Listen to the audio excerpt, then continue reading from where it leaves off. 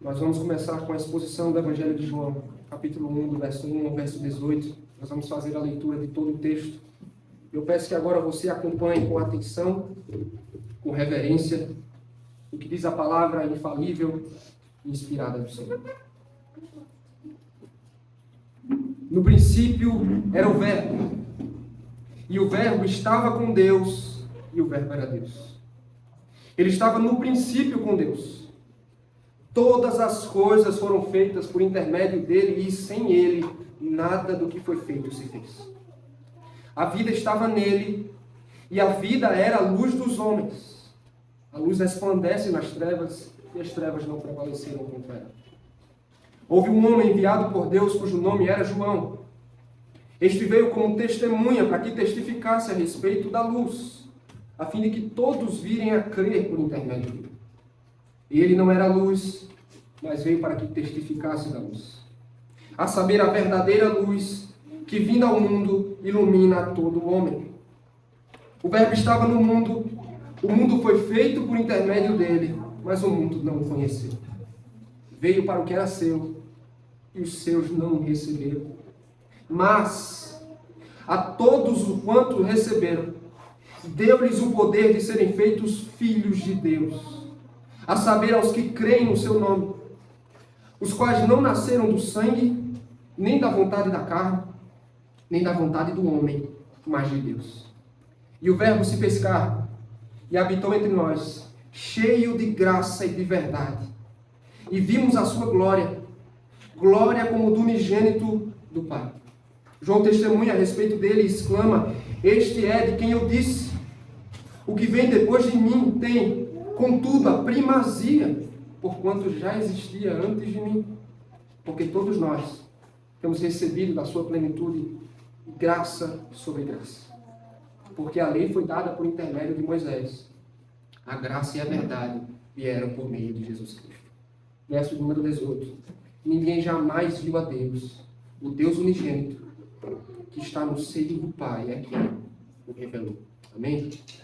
Senhor Deus, por favor, Pai, abençoa-nos agora, à medida que nos aproximamos da exposição da Tua Palavra. Todos os elementos do culto são importantes, Senhor. Tudo o que fizemos até aqui é muito importante. Mas, Deus, agora é o momento onde o Senhor fala conosco. Eu te peço, abre o nosso coração e faz dele terreno fértil para receber a Tua semente, Senhor. Por favor, nos abençoa, nos guia, nos edifica, no nome de Jesus Cristo. E para a glória dele, amém.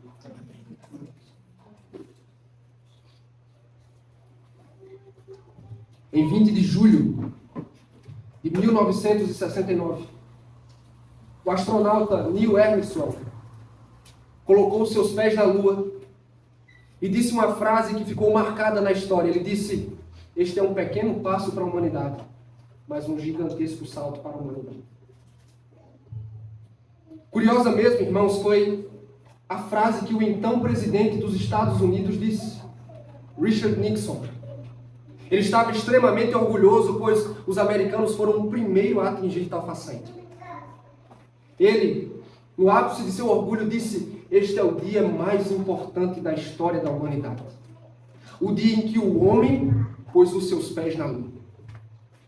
Billy Graham, no entanto, o maior evangelista do século XX, rapidamente reagiu a essa afirmação. Com muita sabedoria e convicção, ele disse: o maior dia da história da humanidade não foi o dia em que o homem pôs os seus pés na lua, mas sim o dia em que Deus pôs os seus pés na terra. E se eu dissesse que esse é exatamente o tema do Evangelho de João? Neste livro inspirado, irmãos, João nos revela o Deus eterno que viveu e habitou entre nós. O que você tem aberto diante das suas mãos é um verdadeiro tesouro. Este livro, irmãos, é tão poderoso em suas palavras, cativante e transformador, que de forma alguma pode ser atribuída à criatividade humana. Ao longo de toda a história, suas palavras têm impressionado os sábios, mas alcançado os simples. Têm vencido objeções à fé, mas também dobrado pecadores de joelhos em adoração a Jesus Cristo. Quem foi o autor deste livro? Tanto as evidências externas e internas, as presentes no próprio livro, nos indicam que foi João, aquele conhecido como o discípulo amado, um dos apóstolos de Jesus e uma testemunha ocular de todos os fatos que foram registrados aqui.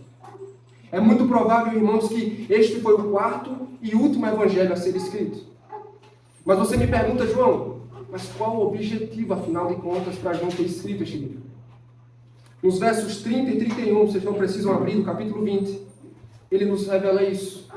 Ele disse o seguinte: na verdade, fez Jesus diante dos discípulos muitos outros sinais que não estão escritos neste livro. Estes, porém, foram registrados para que creiais que Jesus é o Cristo, o Filho de Deus, e para que, crendo, tenhais vida em seu nome. O objetivo dele é muito simples: apresentar a Jesus Cristo como o Salvador divino e prometido, que veio a este mundo para redimir os pecadores. Mas ele não quer apenas informar o nosso intelecto, ele quer também despertar uma resposta em nós. Ele quer nos conduzir à fé, a confiar em quem Jesus diz ser e no poder de sua obra para a vida eterna. E hoje, irmãos, como eu falei no princípio, nós entramos no prólogo de João, em suas palavras iniciais, e vão nos apresentar os temas principais de todo o livro. E aqui, irmãos, nós somos apresentados a verdades gloriosas e misteriosas também. Em suma, hoje, João nos apresenta ao Verbo eterno que encarnou e andou entre nós. Na noite de hoje, eu convido você a meditar comigo no seguinte tema. Guarda esse tema: a manifestação do Verbo. A manifestação do Verbo. Quem era o Verbo? E o que ele veio fazer entre nós? Esse texto preciosíssimo nos apresenta 3 respostas. Primeiro, o Verbo era Deus. Dos versos 1 a 3, nós aprendemos que o Verbo era Deus. E se você já leu esse livro, você percebeu que João inicia o seu evangelho de uma forma diferente de todos os outros evangelistas. Ele inicia no princípio de todas as coisas, antes de tudo ser criado. Volta os seus olhos mais uma vez. Verso de número 1 e 2. O texto diz: no princípio era o Verbo, e o Verbo estava com Deus, e o Verbo era Deus. Ele estava no princípio com Deus. Quando você lê esse versículo, você tem a impressão de que já viu isso em outro lugar. Essa é exatamente, irmãos, ou praticamente a forma como o Antigo Testamento se inicia. Suas 3 palavras iniciais são: no princípio, Deus. E aqui, intencionalmente, João substitui o termo Deus pelo Verbo, para desde o princípio deixar muito claro que o homem a quem ele vai apresentar aqui é muito mais do que um bom homem, do que um mestre da moral, ou do que um sábio mestre. É o Deus em pessoa. É por isso que ele o apresenta dessa forma. Mas uma dúvida muito constante é a seguinte: por qual razão o apóstolo referiu-se a ele assim, o Verbo? Ou se você estiver com uma outra versão, a palavra. É simples. No Antigo Testamento, a palavra de Deus era o principal instrumento para Deus tanto revelar a si mesmo para o seu povo, como também para cumprir sua vontade. À medida que a gente caminha pelas páginas do Antigo Testamento, nós percebemos que, por sua palavra, Deus criou todas as coisas. Deus se revelou, se apresentou ao seu povo, e Deus também o libertou das mãos dos inimigos. Então aqui, quando João diz que o Verbo refere-se a Cristo dessa forma, o que ele está querendo dizer, irmãos, é que Cristo é a personificação da palavra de Deus. Ele é a revelação de Deus em pessoa e o cumprimento de sua vontade em pessoa. Ele é a autoexpressão do ser de Deus e de seus atos. Mas além de conceder este título muito importante, não se esqueça dele. Será importante não só para este capítulo, mas para o andamento do livro. Além de referir-se a Jesus dessa forma, ele defende a divindade do Verbo de 3 formas bem específicas. Começando pela eternidade do seu ser. Ele diz: no princípio era o Verbo. Você precisa sempre manter em mente o seguinte: quando João se refere ao Verbo, ele está se referindo a Cristo. E o que ele está dizendo aqui através dessa afirmação é que o Verbo é eterno. Ele existe mesmo antes da criação e do tempo. Ele não tem princípio nem começo. Um herege na história da igreja uma vez foi muito infeliz numa afirmação. Ele disse que Jesus era a primeira criação de Deus. E ele não podia estar mais equivocado quanto a isso. Um comentarista bíblico contesta esse erro dizendo: o Verbo existia antes da criação, o que deixa claro que o Verbo não foi criado. A palavra não deve ser incluída entre as coisas criadas. Então aqui já entendemos o seguinte: o Verbo é autoexistente e eterno, não foi criado, não tem um princípio. Mas João nos diz mais. Ele também destaca: o Verbo estava com Deus. Você precisa entender também que o Verbo aqui não é uma força impessoal da natureza, mas, segundo o texto, uma pessoa com relacionamento com Deus. Ou seja, uma pessoa diferente do Pai, que desde o princípio vivia em comunhão perfeita com Ele. E aí, para concluir, João declara em alto e bom som uma verdade que seria chocante para os leitores de sua época. Ele diz: e o Verbo era Deus. Entenda, de forma alguma, João está defendendo que há um Deus ou um outro Deus além do único Deus. Não. Ele está apresentando aqui, irmãos, o Verbo ou o Filho, que é uma das três pessoas da Trindade, conforme nós conhecemos. Em suma, João está dizendo: Jesus Cristo é o próprio Deus eterno. E essa era uma verdade tão chocante que o versículo 2 serve para simplesmente reforçar o que ele disse no versículo 1 e também preparar caminho para o que ele diz no verso 3. Ele disse o seguinte, acompanhe comigo: todas as coisas foram feitas por intermédio dele, e sem ele nada do que foi feito se fez. Jesus Cristo, enquanto Verbo, não só ficou sentado assistindo de camarote a maravilhosa obra da criação. O texto diz que ele foi um agente criativo e um participante ativo desse processo. Pense nos animais mais impressionantes que você já viu, nas mais belas e robustas árvores.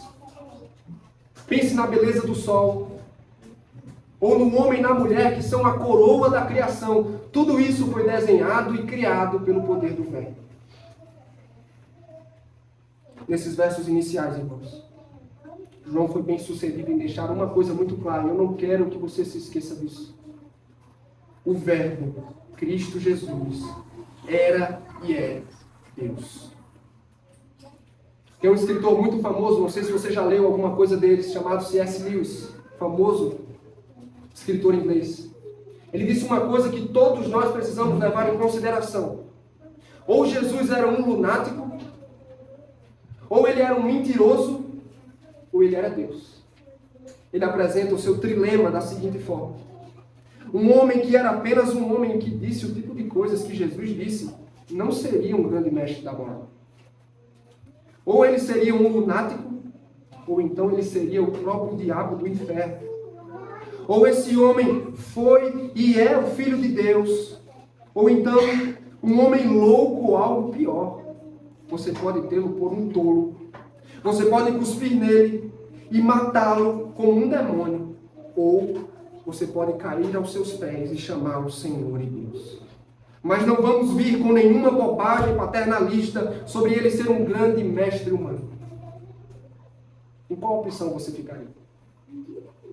Pela graça de Deus, irmãos, pelo testemunho do Espírito que nos abriu os olhos, nós abraçamos a terceira opção: Jesus Cristo é Deus. E por isso aqui vai a primeira lição deste ponto. Nós somos chamados a adorar o Verbo que é Cristo. Somos chamados a adorar o Verbo que é Cristo. Se Jesus é de fato Deus, meus irmãos, Ele não está simplesmente interessado em ser aplaudido e admirado por seu altruísmo. Não, Ele deseja a adoração. Se os meus e os seus olhos foram abertos para contemplá-lo em sua beleza e esplendor como Deus e Senhor, nós precisamos nos render a Ele como nosso Deus em adoração. Não podemos permanecer indiferentes a isso. E você me pergunta: então, João, o que nós fazemos no fim das contas?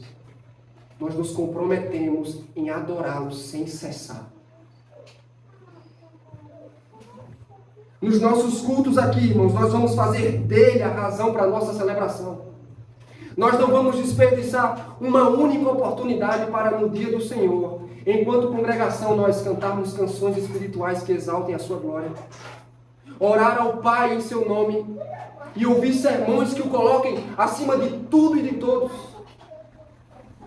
Mas também nós vamos adorá-lo para além dos cultos dominicais, com a nossa vida, irmãos.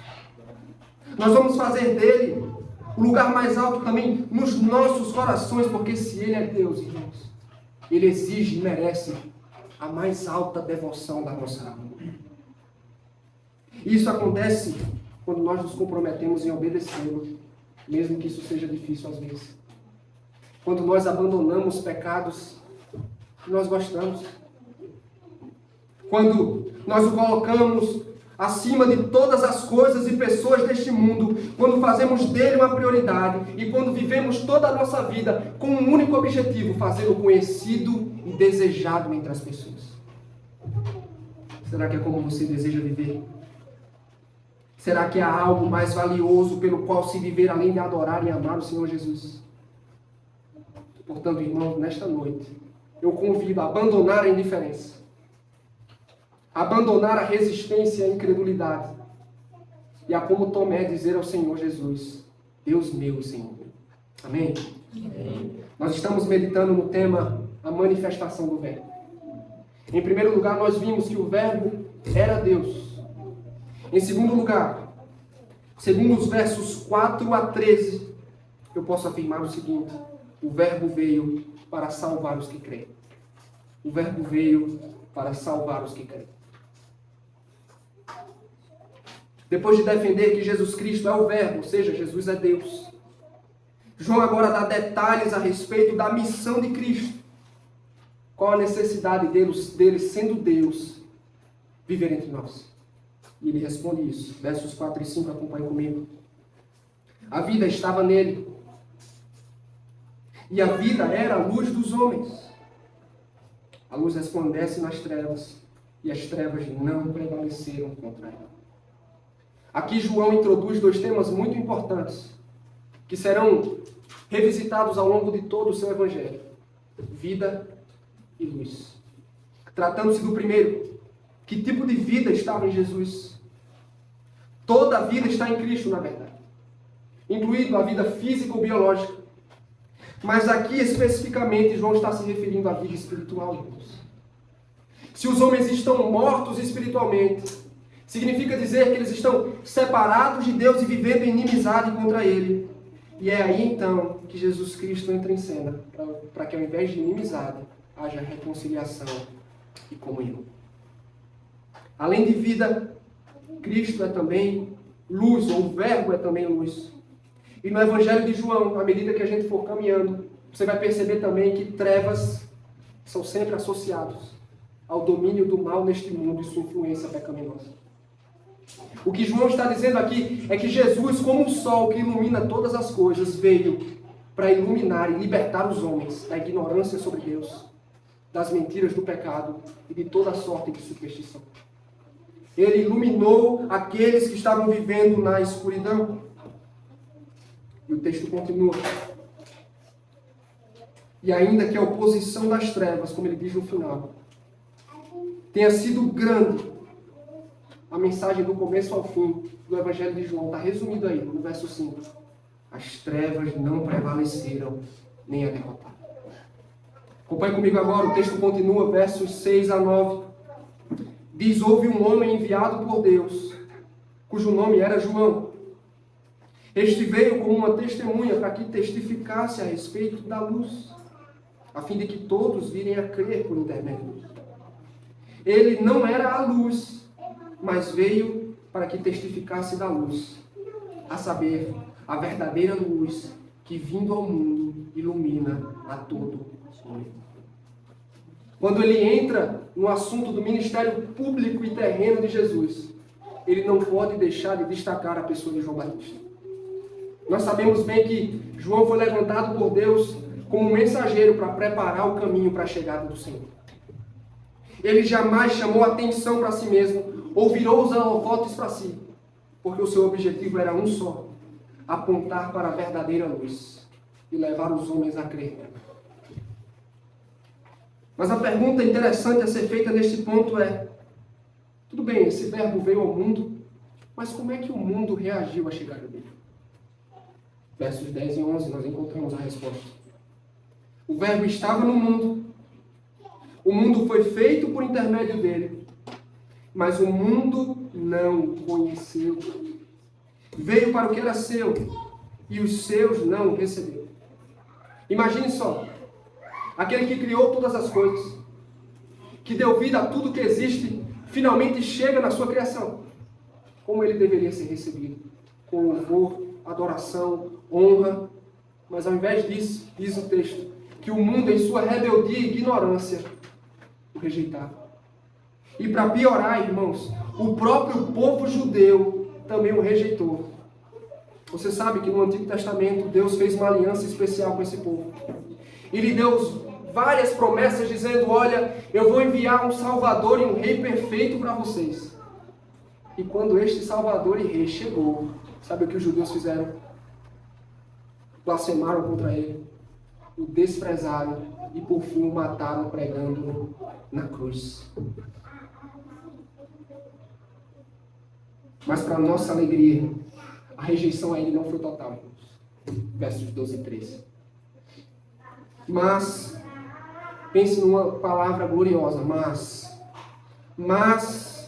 a todos quantos o receberam, deu-lhes o poder de serem feitos filhos de Deus, a saber, aos que creem no seu nome, os quais não nasceram do sangue, nem da vontade da carne, nem da vontade do homem, mas de Deus. Com toda certeza, muitos o rejeitaram, mas também muitos o receberam como Filho de Deus e Salvador deste mundo. Ou seja, muitos creram na sua pessoa e confiaram no poder da sua obra. E a este somente Deus concedeu o mais alto privilégio que existe nessa vida: ser chamado Filho de Deus. Agora, por causa da graça, os que creem não são mais órfãos, mas se assentam à mesa com Deus e podem chamá-lo de Pai. Mas João faz questão de destacar no verso 13 que entrar nessa família não é uma questão de escolha ou mérito pessoal, mas completamente da vontade de Deus. Etnia, o povo a que você pertence. A sinceridade das suas emoções, do seu coração. O esforço humano nada é suficiente. É somente o Senhor, em sua soberania, por meio do Espírito Santo, que concede vida ao coração do pecador. É aquilo que nós conhecemos como novo nascimento. Nós vamos ouvir melhor sobre isso nos próximos capítulos. Mas o que eu quero que você entenda agora é o seguinte: o Verbo veio a este mundo em pessoa para salvar os pecadores, concedendo luz, vida espiritual e um lugar na família de Deus. João aqui fez uma descrição maravilhosa do que o Verbo veio fazer entre nós e do que ele pode proporcionar a qualquer pecador que se aproxima dele. Primeiro, ele o apresentou como fonte de toda a vida. E aqui, irmãos, há uma lição muito importante. Você precisa guardar em seu coração. Se desejamos começar a viver de verdade, nós precisamos ir a Cristo. Precisamos ir a Cristo, que pode nos dar vida. Se desejamos começar a viver de verdade, precisamos ir a Cristo, que pode nos dar vida. Mas aí você me retruca dizendo: João, eu não pareço vivo aqui na sua frente, respirando e tudo mais. Mas não é sobre vida física que eu estou falando. Saiba, Jesus não veio a este mundo para nos garantir mais qualidade de vida aqui, mas Ele veio para nos dar vida espiritual. Por causa do pecado, toda a humanidade está morta espiritualmente, separada de Deus, vivendo em inimizade contra Ele. E para piorar a nossa situação, irmãos, não há nada que eu e você possamos fazer para consertar essa situação. É aí que Cristo entra em cena, nos dando esperança e salvação. Ele, que é fonte inesgotável de vida, foi pendurado em um maldito madeiro e assim derramou sua vida.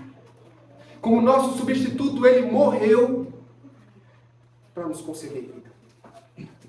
É somente em Cristo, irmãos, que pecadores podem ser reconciliados com Deus. E foi o que ele fez. É por essa razão que Paulo exaltou a Deus, dizendo: Deus, sendo rico em misericórdia, por causa do grande amor com quem nos amou, nos deu vida com Cristo, enquanto ainda estávamos mortos em nossos pecados. Essa é a verdadeira vida, irmãos. Paz e comunhão com Deus. É o que você deseja experimentar. Eu quero lhe fazer uma pergunta bem pessoal e bem profunda. Será que você está vivendo de verdade? Será que a sua vida está sendo empregada e gastada em motivos dignos e apropriados?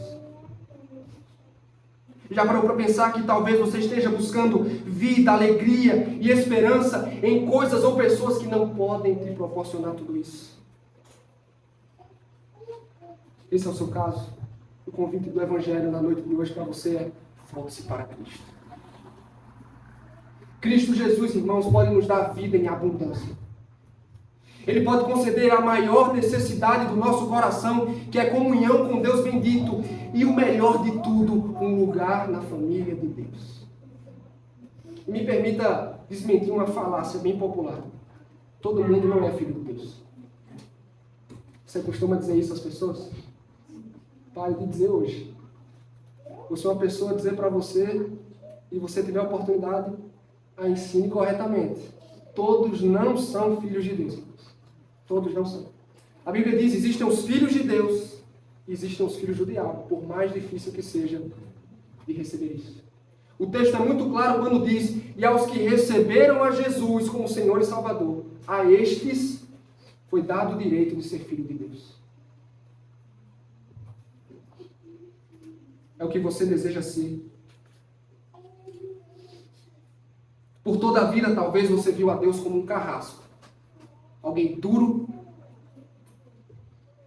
Mas em Cristo, ouça bem, Ele nos pega no colo, nos lava da sujeira do pecado, nos concede o seu amor e separa um lugar à sua mesa.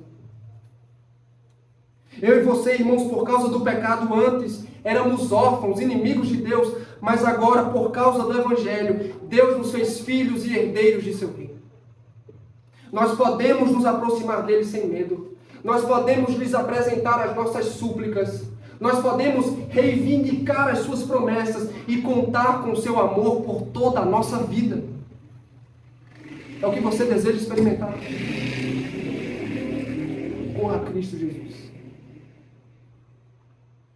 Ele nos perdoa, Ele nos ama e Ele nos dá o privilégio de sermos adotados na família do Deus bendito. E eu concordo plenamente com o autor quando ele disse: o Filho de Deus se fez homem para que os homens pudessem se tornar filhos de Deus. Abraça esse privilégio. Não desperdice o Evangelho sendo pregado na noite de hoje. Amém? Amém. Nós estamos meditando no tema a manifestação do Verbo. Em primeiro lugar, nós vimos que o Verbo era Deus. Em segundo lugar, que o Verbo veio para salvar os que creem. Por fim, segundo os versos 14 a 18, eu posso afirmar que o Verbo revelou a graça e a verdade de Deus. O Verbo revelou a graça e a verdade de Deus. Finalmente chegamos ao clímax das palavras de João aqui. Todo o Evangelho foi escrito para explicar o mistério que está resumido no verso 14. Bote os seus olhos para o texto, versículo número 14. E o Verbo se fez carne e habitou entre nós, cheio de graça e de verdade. E vimos a sua glória, glória como do unigênito do Pai. Aqui o apóstolo, irmãos, nos apresenta uma doutrina gloriosa, mas misteriosa também, que é a doutrina da encarnação de Cristo.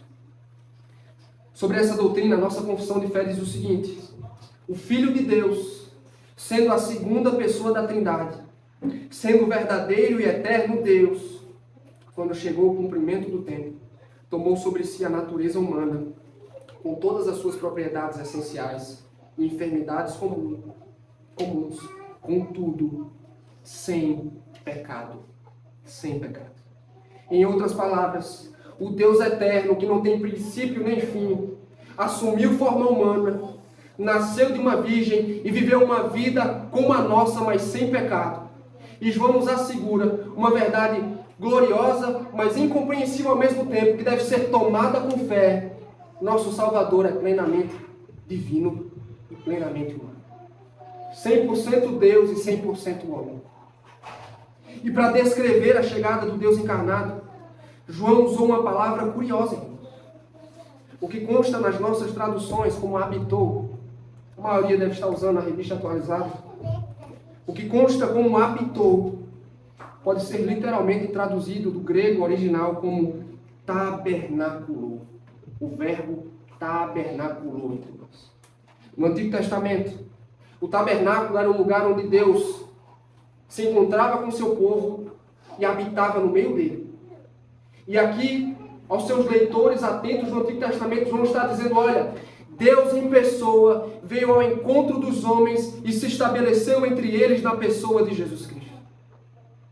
E mais, a glória de Deus, que representa a manifestação visível das perfeições do Senhor, e que era revelada no tabernáculo também, encontrou a sua mais poderosa expressão em Jesus Cristo. Ele veio revelar a glória de Deus como nunca antes.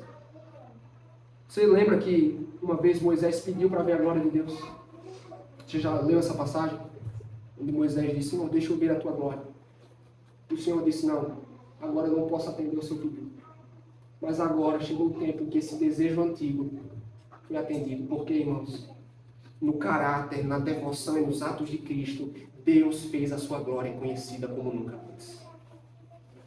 O nosso texto prossegue. Acompanhe comigo, verso número 15. João testemunha a respeito dele e exclama, este é o de quem eu disse, o que vem depois de mim tem contudo a primazia, porquanto já existia antes de mim. João Batista não tinha dúvida alguma de que Jesus era o Verbo eterno encarnado. E exatamente por isso, ele não ousou colocar destaque demais em si mesmo. Sua única função era testemunhar a respeito do Senhor. Enquanto João testemunhava aos pecadores, Jesus era aquele que derramava graça sobre os pecadores. E é sobre isso que o autor trata agora, versos 16 e 17. Porque todos nós temos recebido da sua plenitude e graça sobre graça. Porque a lei foi dada por intermédio de Moisés.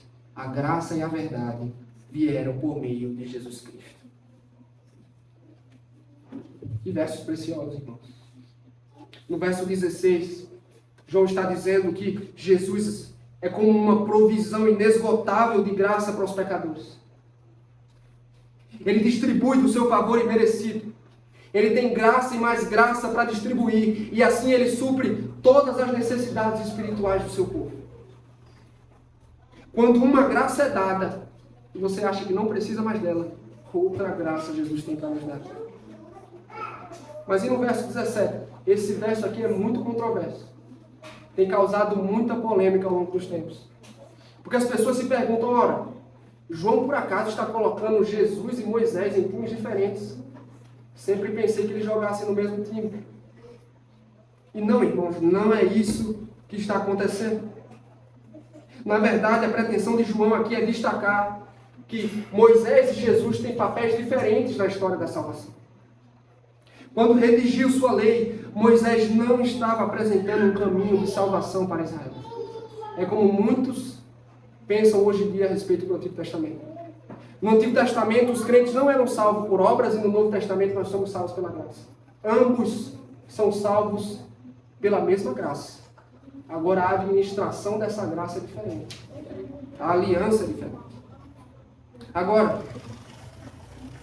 Moisés nunca apresentou sua lei como um caminho de salvação alternativo. Além de indicar como o povo de Deus deveria viver, a lei denuncia o pecado e revela a necessidade de graça e salvação. Ou seja, a lei sempre apontava para fora de si mesma. E então, apareceu aquele para quem os sacrifícios de animais previstos na lei de Moisés apontavam.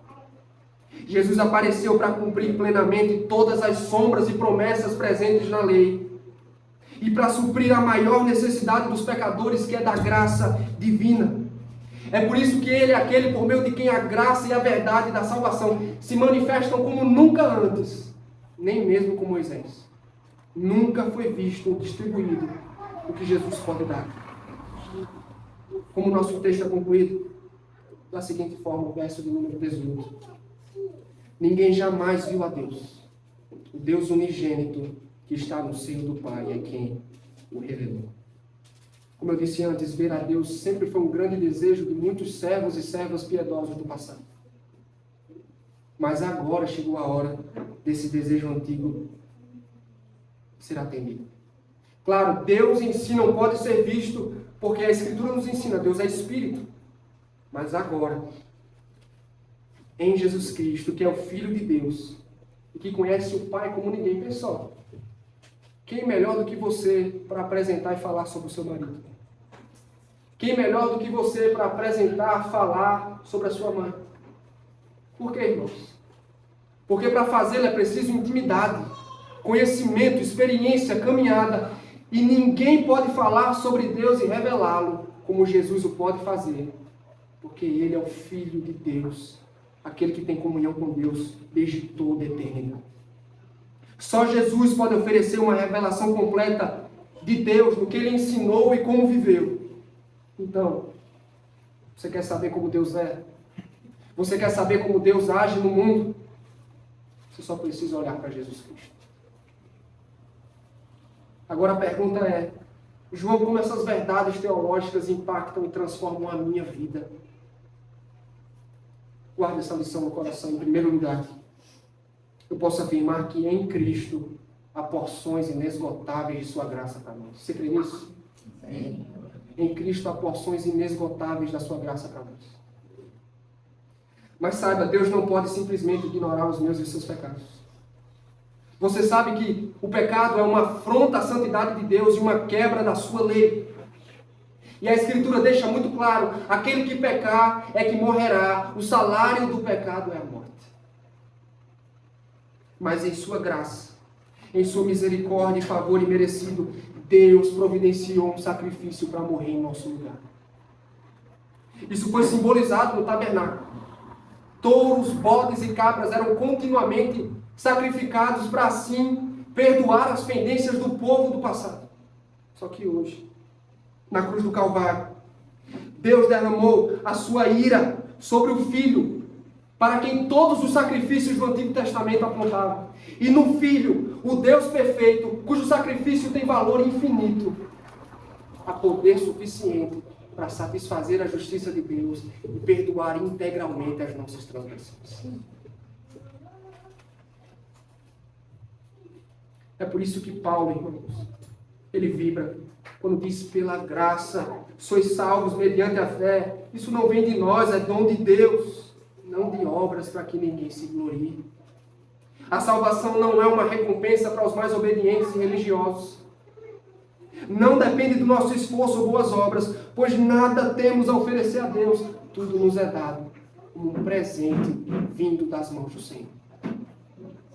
Em um famoso programa norte-americano, o âncora convidou um ateu, um rabi judeu, um mestre judeu, convidou também um católico romano, um muçulmano e, por fim, um ministro evangélico.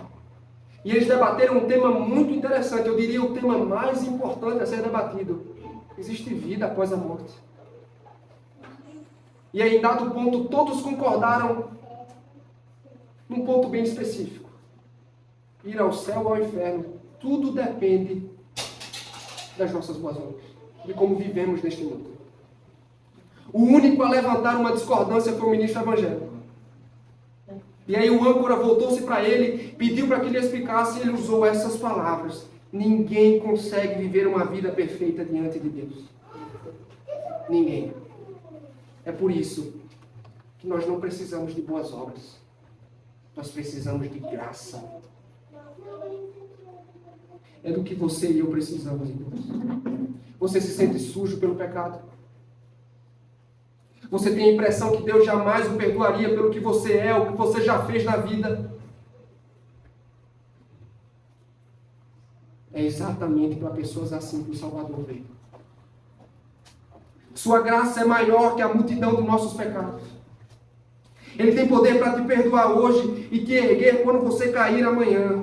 Nunca nos faltará graça, compaixão e misericórdia, pois como João bem colocou, nosso Salvador é cheio de graça.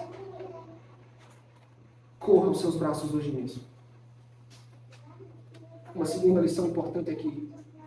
Para conhecermos a Deus e desfrutarmos da sua presença, devemos conhecer a Cristo. Os crentes falam muito sobre o desejo de conhecer a Deus, mas sempre correm para os lugares errados. Isso é muito interessante. Se envolvem com misticismo, dão ouvidos a falsos mestres e buscam desesperadamente por experiências, quando o melhor lugar para se começar e permanecer é em Jesus Cristo. O autor aos Hebreus, falando sobre ele, disse: Ele que é o resplendor da glória, a expressão exata do seu ser, ou seja, do ser de Deus. Mas você me pergunta, onde eu posso me encontrar e ver com Jesus? Então, eu quero fazê-lo nas Escrituras, onde ele se revelou. Você tem compromisso com este livro, irmãos? Você tem noção que em alguns países do globo terrestre, possuir este livro é você assinar uma sentença de morte. É uma prisão. É ser destituído de seus bens. Me pergunto, você tem compromisso com este livro? Por que eu pergunto isso? Porque à medida que você caminha por este livro, suas páginas vão lhe revelar o Salvador maravilhoso. Você vai ser apresentado à beleza de Cristo. Você vai perceber como Ele é perfeito. Você vai encontrá-lo sendo misericordioso com os pecadores. E vai perceber o quanto Ele ama o seu povo. E quanto mais você o conhecer, mais você o amará. Mais você o apreciará. Mais prazer você terá nele. E melhor, mais parecido com Ele você será. Portanto, irmãos, eu rogo não com uma exortação de teor legalista, de forma alguma. Eu sou tão necessitado das verdades deste livro como você. E eu preciso, como você, continuamente renovar o meu compromisso com este livro. Então vamos todos juntos reservar tempo para nos encontrar com Cristo e ouvir sua voz na palavra de Deus. Faça da leitura das Escrituras um compromisso diário e reserve momentos para ouvir a voz de Cristo em família. Rogue ao Senhor para que o ilumine, para que lhe dê compreensão das verdades espirituais, porque eu sei que nem sempre é fácil, na verdade. Tem alguns livros que é difícil, não é? O que devemos fazer então? Rogar ao Senhor para que nos dê clareza, compreensão e abertura do coração para receber as verdades da palavra. Você quer conhecer verdadeiramente a Deus? Contemple o Salvador que é cheio de glória e verdade. Você quer conhecer verdadeiramente a Deus? Não apenas um conhecimento teórico, frio, distante, mas relacional e experimental. Olhe para Cristo. Você quer se encontrar com Deus? Encontre-o em Cristo. Amém? Esse é o dia mais importante da história humana. O dia em que o homem pôs os seus pés na lua. Foi o que disse o presidente dos Estados Unidos, Richard Nixon, quando os americanos chegaram na lua. Billy Graham, o maior evangelista do século XX, foi rápido em contestar esse erro. Com muita sabedoria e convicção, ele disse: não. O maior dia da história da humanidade não foi quando o homem pôs os seus pés na lua, mas sim quando Deus pôs os seus pés na terra. É sobre isso que João trata em seu livro. Em seu evangelho nós somos apresentados ao Verbo, que era e é Deus. O Verbo que veio para salvar os pecadores que têm fé. E o Verbo que revela a graça e a verdade de Deus. Amém?